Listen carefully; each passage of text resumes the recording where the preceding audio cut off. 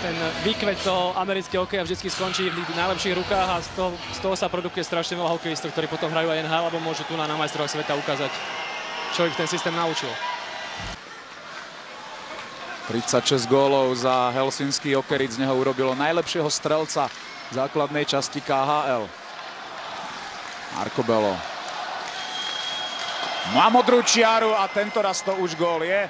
Múrovú strelu tečovali Američania. Jednoduché a keď sa to urobí v súhre troch hráčov, tak je to aj veľmi efektívne. Ešte aj tú deviatku mu dali v reprezentácii na dres. Možno Modana bol jeho vzorom, keď bol dieťa, takže... Eichelová krížna, krásna prihrávka a je to 2-0. Zákrok urobiť, keď sa presúva z jednej strany do druhej, ale tam je dôležité, aby sa hlavne tá prihrávka, aby sa nedostala krížom cez to ihrisko. Potom ten brankár je vlastne vystavený.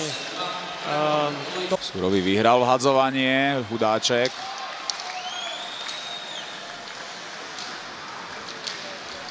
Zastavený krugom a rýchlo sú Američania opäť v pásme. Folková strela a je to 3-0.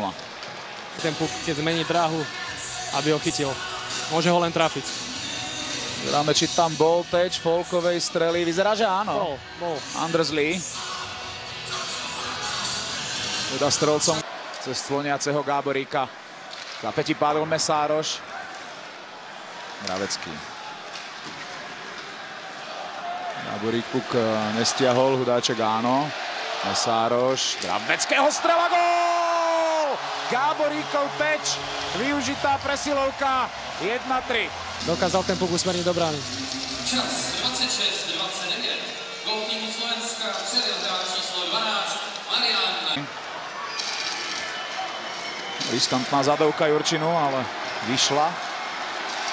Gáborík. Našiel Jánošíka, gól! 2-3. Adam Jánošík, reprezentačný nováčik, znižuje na 2-3. Vyzeralo to, že to bol Nelson, kto to tečoval do tej brány. On sa to snažil dostať na brankára na teč. A Nelsonová hokejka, áno, spravila to, že ten puk vyletel oblúčikom ponad brankára.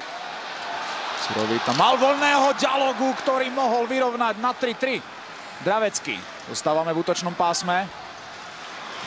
Omantinel našiel Kopeckého, Ďaloga, jeho nastrelený puk tečovaný. Gól! Dravecký vyrovnáva 3-3. Celkovo už 6 bodov na majstrovstvách sveta. A pohotová dorážka sa odrazila do brancu. Brankár už nestihol sa vrátiť a zakryť tú prvú tyčku. A vôbec prvý gól na majstrovstvách. Musel si postrážiť prihrávku cez zodpovedného Eichela.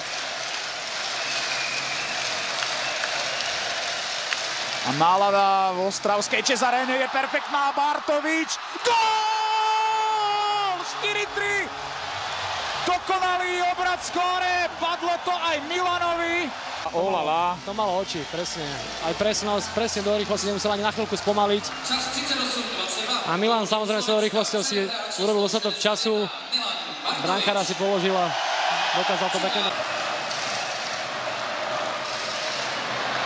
Lee. Stíhalo Ďaloga bez hokejky.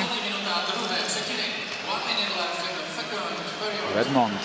On toho veľa nenahral, schovával svoju strelu a je vyrovnané 4-4. No a Ďaloga bez hokejky tam ani nemal šancu, ako mu v tom vlastne zabrániť.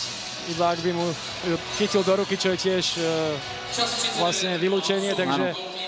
Že by Američania niečo iné produkovali aj v zápase, keď vyhrávajú, ale je vidno, že ich strašne mrzí to, ako prišli o to trojgólové vedenie, keď už sa jasne videli. V tomto čase už niekde v kabínach mali byť a sú v nich s víťazstvom 5-4 po predĺžení.